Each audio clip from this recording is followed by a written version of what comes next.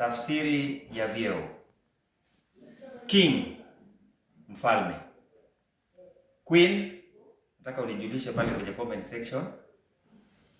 Prince ni mwana wa mfalme. Princess, binti wa mfalme. Prime Minister ni waziri mkuu.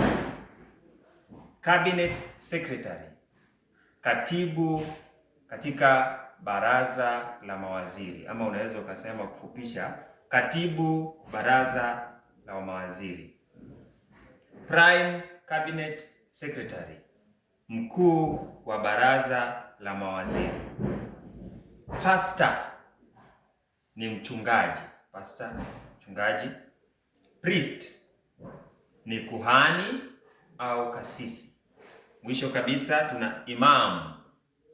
Katika lugha ya Kiswahili anaitwa imamu. Follow, like and share.